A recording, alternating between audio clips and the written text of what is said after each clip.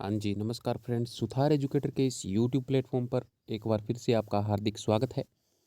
मेरा नाम है विक्रम सुथार। तो चलिए आज हम जो एएलएम के ऊपर जो केस हुआ था, एएलएम का जो केस है, जो रिट पिटीशन फाइल की गई थी, उसके बारे में जितनी भी कंप्लीट बारीक से बारीक डिटेल है, वो मैं आपको बताने वाला हूँ, आपके साथ डिस्कस करने वाला हूँ। तो एक्चुअल मुद्दा इसका एएलएम के ऊपर जो केस हुआ था, उसका क्या है, ये आप जान लीजिए। एक्चुअल में ये मुद्दा है जी क्वालिफ़िकेशन का।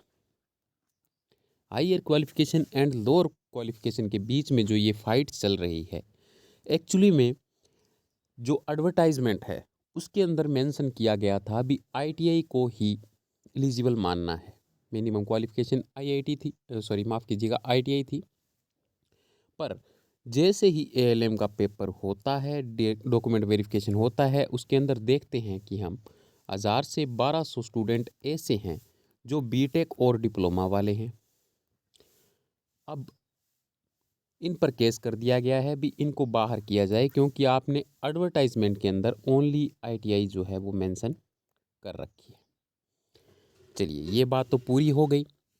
अब देख लेते हैं हम केस की जो है ऑर्डर क्या है। देखो, सबसे फर्स्ट डे जो सुनवाई हुई थी वो हुई थी 14 फरवरी को, जिसके अंदर कुछ ज़्यादा वर्डिक्ट नहीं दिया गया था जो हमारे जस्टिस हैं अनुपिंदर सिंह गरेवाल के द्वारा। पर जब दूसरी सुनवाई हुई 24 फरवरी को, तो इन्होंने कहा कि आप हमें दिखाएं कि कोई दो ऐसे कोई मतलब सबूत लेकर आएँ जिसमें हमें पता चल सके कि हमें इन्हें इन एलिजिबल घोषित करना है। भी डॉक्यूमेंट वेरिफिकेशन के अंदर जो आपने केस लगाया है उस तरह की कोई कार्रवाई हुई है तो इस तरह की आप लेके आएँ, कोई नाम हमारे सामने प्रस्तुत करें। तो 28 फरवरी को क्या हुआ? 28 फरवरी को दो नाम जो है कोर्ट के सामने रखे गए।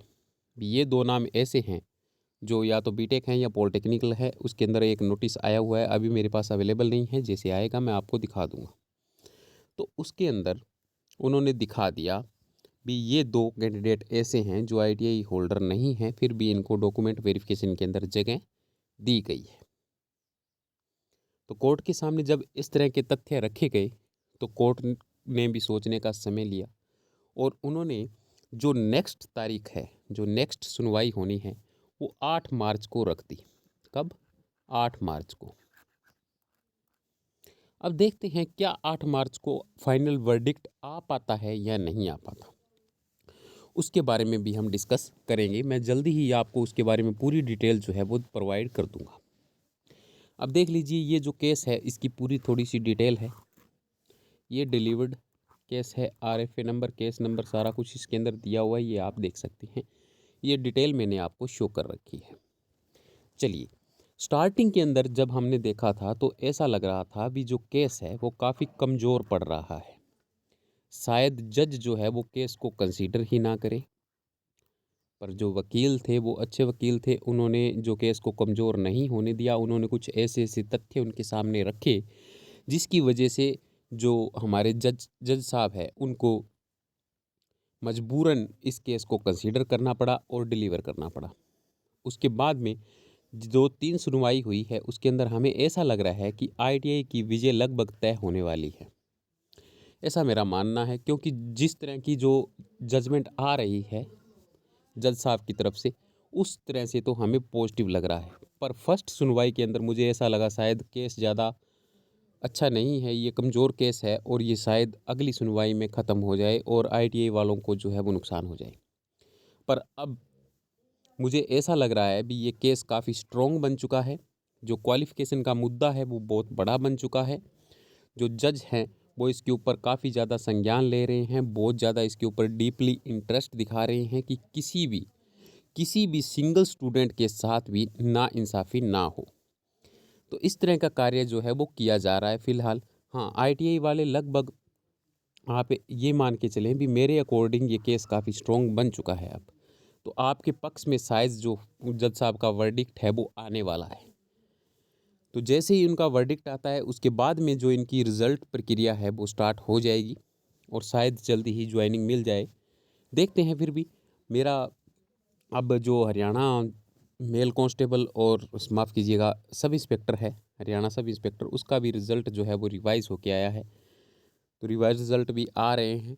एचएसएससी को मजबूर किया जा रहा है कि आप इस तरह से कीजिए, हमारे साथ नाइंसाफ़ी ना कीजिए।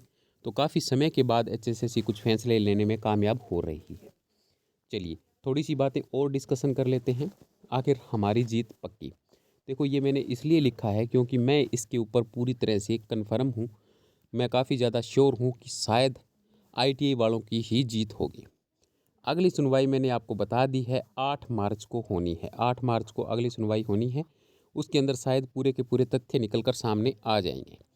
अगर कोर्ट ये मानता है कि आई जो बीटेक है और जो आईटीआई वाले हैं वो इन एलिजिबल है अकॉर्डिंग टू एडवर्टाइजमेंट, तो हमारी जीत लगभग कन्फर्म हो जाएगी।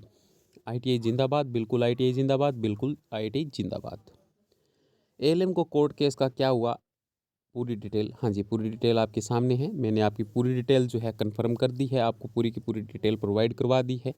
हाँ, अगर आप मेरे चैनल पर न्यू है तो प्लीज़ मेरे चैनल को सब्सक्राइब ज़रूर कीजिएगा और शेयर कीजिएगा। अगर आप सीईटी की तैयारी कर रहे हैं तो उसकी तैयारी कैसे करनी है वो भी वीडियो का लिंक जो है डिस्क्रिप्शन में डाल रखा है। तो आज के लिए इतना ही। जैसे ही इसके बारे में कोई नई अपडेट आती है तो मैं आपकी तरफ लेके आऊँगा। स्वस्थ रहें, सुरक्षित रहें। धन्यवाद। जय हिंद, जय भारत।